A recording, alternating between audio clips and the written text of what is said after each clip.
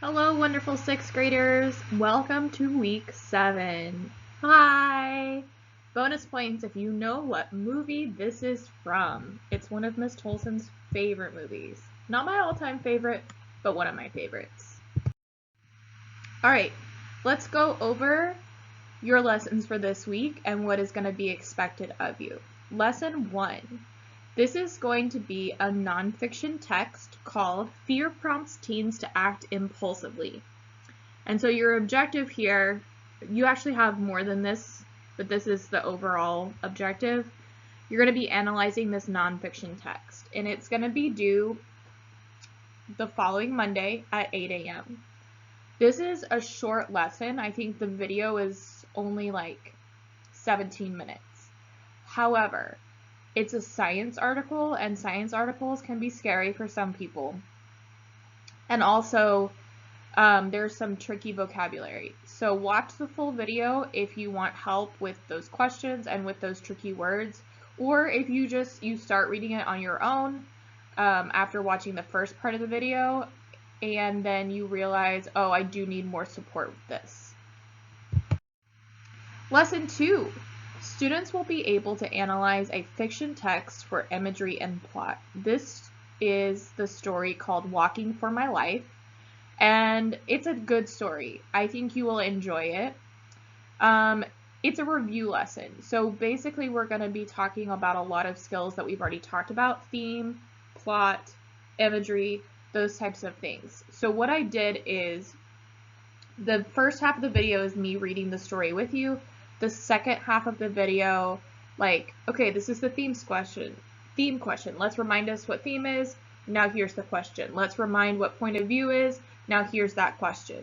So there's no excuse for you not to get a good grade on this, because I'm helping you with every question and it's a review lesson. So watch the video and do a good job. This lesson, lesson 3, is my favorite story that we're going to be reading this week, and it's called The Terror.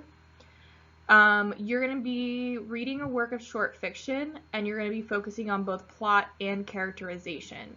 Again, like all the others, it's due on Monday at 8 a.m. The thing about this lesson, this is the longest lesson of the week, and it's 30 minutes. Now, if you think back to our Miracle Worker lessons, the shortest lesson that we would ever have would be at least 45 minutes. So you'll be okay. I would encourage you to watch the full video on this one, especially because of the tricky vocabulary and just it's a more complex story than Walking for My Life. It's a wonderful story though. It's my favorite story of the week. You're also going to want to use your footnotes to help you in this story, and if you need it, use your dictionary. Don't tell me you don't have a dictionary. You all have Google in some way, shape, or form. Search up that word, and then that should help you with what those definitions mean. We're going to switch gears a little bit. I'm going to post these slides on our channel as well, but I wanted to take a minute because May is Asian American and Pacific Islander Heritage Month, and I wanted to shout out George Takei. George Takei is an American actor and activist, and he's just had a really, really interesting life, and he's someone that I really admire. So this is a picture of him when he was in Star Trek. He was in Star Trek, the original series, and this on the right is a more recent picture of him, and I'm going to tell you a little bit more his life on the next slide. So as I mentioned on the previous slide, George Takei is an American actor, author, and activist. He's written over 10 books. I'm going kind of out of order here, but that's okay. So that's the author part. He was an actor in Star Trek. He's guest starred on The Simpsons and lots of other shows, and been in lots of movies. And he's an advocate for LGBT rights. He and his husband have really worked hard to make sure that the LGBT community has the right for marriage and rights, equal rights in society. Probably the most difficult part of his life happened when he was just a little kid.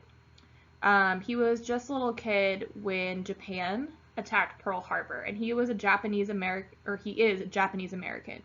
Both of his parents were Japanese immigrants. And during World War II, the government passed a law that said that anyone who was Japanese American was considered to be an enemy of the United States. Even though his parents were citizens, even though his parents had jobs and said the Pledge of Allegiance and all of this, they're like, no, we're American. It didn't matter. They were rounded up, taken away from their homes, and put into what was called an internment camp. An internment camp is basically like jail. And as you can see in this picture, he's lined up with his family, with his suitcase. You have a guard with a gun and a watchtower and a fence. And basically that's where they lived for several years of his childhood, only because his family was Japanese. And so this is actually a book, and it's a graphic novel that he wrote about that experience. And you should totally read it because it is awesome. And it's written for teens and young adults. So I think you would really, really enjoy it and enjoy learning about it, even though it was, it's really sad. But it really influenced him and shaped who he is as a person. Last thing, our weekly giveaway is still happening. It is happening on Friday, or as I like to call it, Friday, right? The reason I'm moving it to Friday is to give people some more time to get their assignments finished. The assignments are a little shorter this week, so I hopefully will have a longer list of people who finished all 3 assignments and are eligible for that giveaway. All right, friends, as always, I love you, be good, and have a great week. Bye!